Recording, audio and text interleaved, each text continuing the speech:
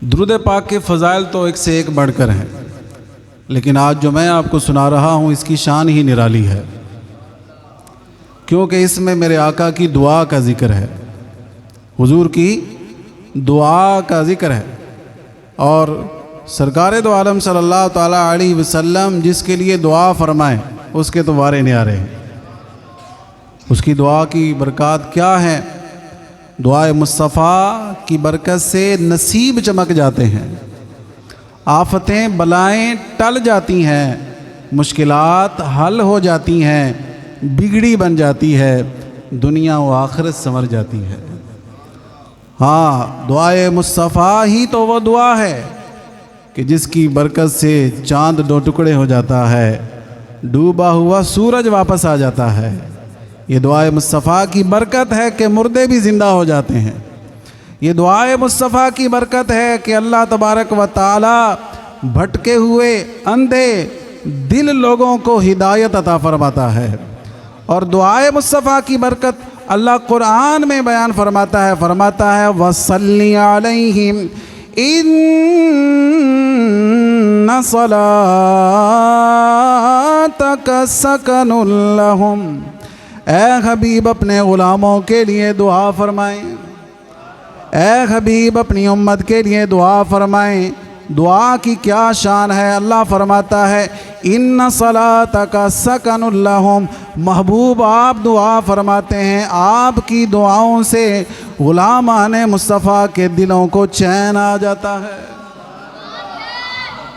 تو جس کو دل کا سکون چاہیے، جو اپنی بگڑی بنانا چاہتا ہے، دنیا و آخرت کی بھلائیوں کا طلبگار ہے، بڑا آسان کام ہے، بڑا آسان کام ہے۔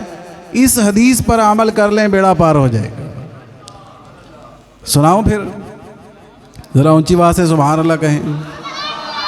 وقال النبی صلی اللہ علیہ وسلم من صلی علی بلغتنی صلاته وصلیت علیہ وکتبت لہ سوا ذلک 10 حسنات۔ فرمایا جس میرے امتی نے مجھ پر درود پڑھا اس کا درود مجھ تک پہنچتا ہے، جس نے پڑھا اس کا پہنچتا ہے۔ فرمایا جب کوئی درود پڑھتا ہے وصلیت علیہ، تو فرمایا میں بھی اس کے لیے دعا کرتا ہوں، میں اس کے لیے دعا کرتا ہوں۔ وَكُتِبَتْ لَهُ سِوَا ذَلِكَ 10 حسنات۔ اس کے سوا اللہ تبارک و تعالی اور بھی اس کو 10 نیکیاں عطا فرماتا ہے۔ تو حضور کی دعائیں چاہیے تو اپنے آقا پر درود پڑھا کریں، سرکار پر درود پڑھا کریں، کریم آقا صلی اللہ علیہ وسلم کی دعائیں نصیب ہو جائیں گی۔ اس جواب سلام کے صدقے تا قیامت ہوں بے شمار سلام، میری بگڑی بنانے والے پر بھیجے کردگار سلام، اس پناہ گناہگاراں پر، اس پناہ گناہگاراں پر یہ سلام اور کروڑ بار سلام۔ ذرا مل کے محبت سے درود پاک پڑھیں۔ الصلاۃ والسلام علیک یا رسول اللہ وعلی آلک واصحابک یا حبیب اللہ۔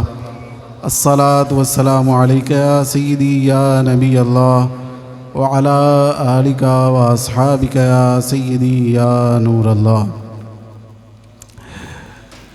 عزیز دوستو، قرآن پاک میں رب العزت کا ارشاد ہے قُلْ لَا أَسْأَلُكُمْ عَلَيْهِ أَجْرًا إِلَّا الْمَوَدَّةَ فِي الْقُرْبَى۔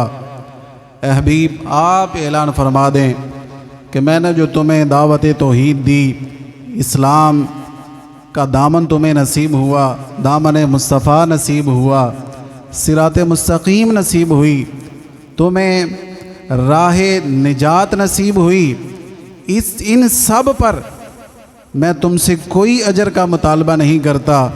ہاں کرنا ہے تو تم نے ایک کام کرنا ہے، میرے اہل بیت سے پیار کرنا ہے، حضور کے اہل بیت سے